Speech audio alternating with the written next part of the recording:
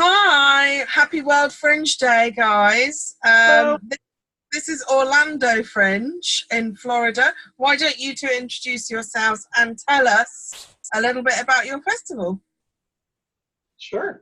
Well, my name is Brian Sikorsky. I'm the marketing coordinator for the Orlando International Fringe Theater Festival. And I'm Lisa, and I'm the development coordinator. And the Orlando Fringe has been around since 1992, and we are proudly the nation's longest-running Fringe Theater Festival in our country of its kind. And we are a 14-day performing arts festival, and we're members of not just the World Fringe, but we're one of the founding members of the CAF, the Canadian Association of Fringe Festivals, and also the USAF, United States Association of Fringe Festivals. Brilliant. So tell us about Orlando Fringe. What size is it? Who performs, and where do they perform? Sure. The center hub, the heart of our festival, takes place in Orlando's Lock Haven Park, which is kind of like the cultural park of Orlando. And we rent, our office is above the Orlando Shakespeare Center, so we have a permanent home in the park now, which is beautiful. But we rent 7 different spaces here within the Orlando Shakespeare Center. Then we have one venue as well as their meeting rooms that we use over at the Orlando Museum of Art. That's where we hold our Club Fringe, which is our donor program. We put a volunteer check-in over there, as well as our artist lounge. So it's a place for artists to come and relax during the festival. That's air conditioned because it gets hot here in Orlando. And then over in the Orlando Repertory Theater, we have 2 venues over there, a large 300-seat venue and then a smaller 100-seat venue. And then in between all of those venues, there's the lawn, which is Lock Haven Park itself. And we take over the entire lawn. It's where our world-famous beer tent is. We have a free outdoor stage with live music and entertainment every night, food vendors, and it's just a nice central nexus for our festival. We're spread out, within a small area, a footprint, so it's real easy for artists to talk to patrons and mingle and make connections, and without walking city blocks to cover the town. We get artists from all over the world. We've been very fortunate. We try to reserve our festival 25% for international artists, 25% for national, and then 50% for the local artists. And every year our applications go higher, higher, higher. So we're actually trying at this point not to promote as much to bring in new people.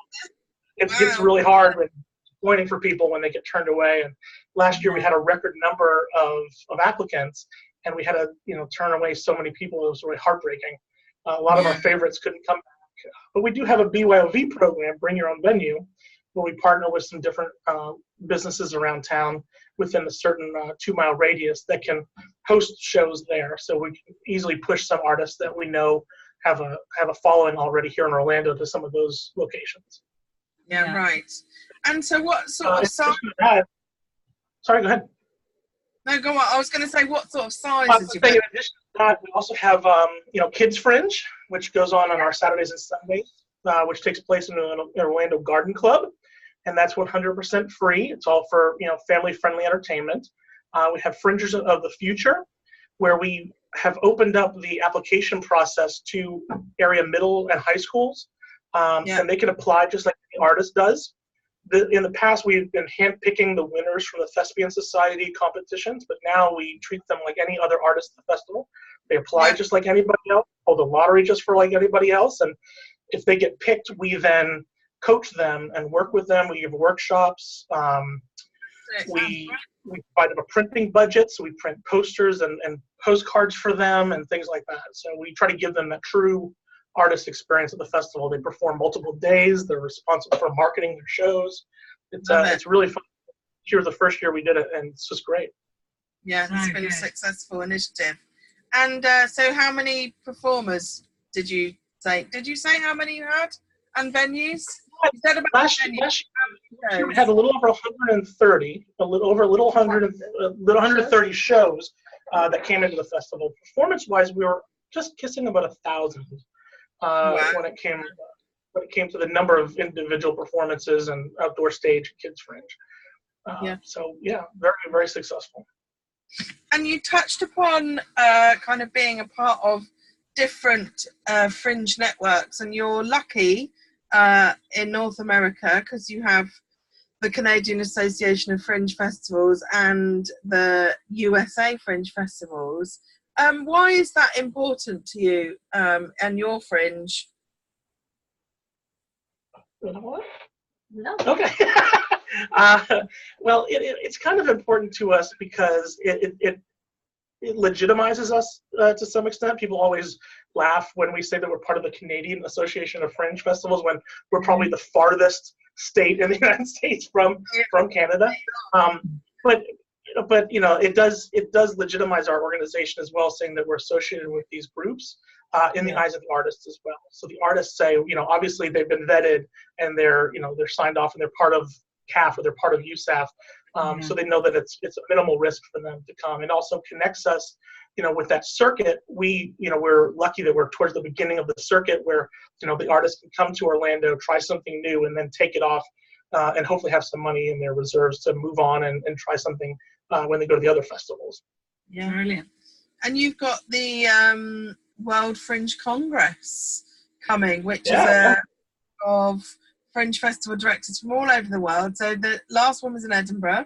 The next one in Adelaide next February, and then we're coming to you in 2022. What time of year are we in? Is it November? It's going to be in January. It's going to be in January, so it won't be as cold as where you're probably used to. So it'll be nice weather for you. But of course, you may bring the cold with you, so don't count on that. We may see. You may laugh at the Floridian. Yeah, you'll laugh at us because we'll be wearing sweaters and long sleeve shirts and bundling up. And you'll be like, "This is nice." We'll be out in our bikinis. Yeah. We will definitely be. Yeah, we're planning on scheduling this during our Winter Mini Fest, which is a smaller 4-day festival that we do. So that's our plan, so that you folks will be in town for the Winter Mini Fest that we have. Perfect. Nice, perfect. That's so great. We actually can't wait. It's going to be amazing. And also today, the whole theme of World Fringe Day has been about accessibility and diversity and the openness that Fringe Festivals can offer artists and audiences. So how does Orlando Fringe, what are your initiatives for making your festival more accessible to all different types of people? Sure. Well, in terms of artists, the way that we have tried to incorporate artists from more diverse backgrounds is we have a diversity lottery as part of our normal lottery. So you can apply to specifically be in the diversity lottery to have a smaller pool of applicants. I think I can't remember what the numbers were this year. It was around 25, and we pull 3 names from there, so you have better chances of getting in. So that's a big initiative that we started, I believe, in 2017. So looking to improve that as well. And then obviously for our Winter Mini Fest that Brian mentioned, all of those shows are curated.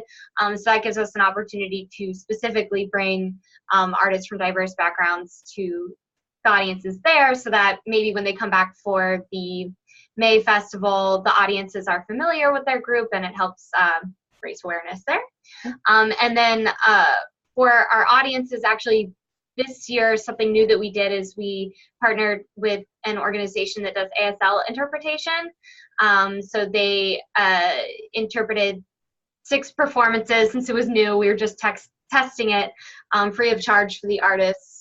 They had 1 ASL interpreted performance, and we have a really awesome shadow interpreter who really acts out the shows and follows along the actors. So we're hoping to expand our audience to the deaf and hard of hearing community as well. So we're always trying to find who we're not serving and how we can bring them in. Yeah, that's brilliant. Everyone we've spoken to has been doing amazing initiatives, just like the one that you're doing, and I think it's really inspiring. Before we sign off, is there a message that you would like to send out to any artists who are thinking of coming to Orlando, or indeed your fellow international World Fringe community about coming to you in 2022, what would you like to say to them? Just, the door is always open. We're always willing to talk to anybody. If you have any questions about Orlando performing at our festival, please just let us know, and we'll be more than happy to talk to you. If you're not sure about ways to get into the country, we can talk to you about that and give you some direction. If you have questions about how we as an organization operate, we're there to help you. Our website's always there as well, orlandofringe.org. At the very top of the page, there's a button that says For Artists. Click on that anytime. You can get information about our festival, and our applications go live September 1st and close November 15th. So get in there, apply. We'd love to see you. Perfect. So we're going to sign off now. In fact, you can help us sign off for the whole of World Fringe Day. You are our ultimate Fringe that we've had we've spoken to 33 Fringe festivals around the world today, and it has been an absolutely incredible day and hours of chat, and I think we're going to go off for a glass of wine now. Happy World Fringe Day to Orlando and to all the Fringes and all the artists and everyone in the world. You're an inspiration. Thank you. And we love you all. Thank you. Happy World Fringe Day. Thank you. Yeah. We love you. Love you all.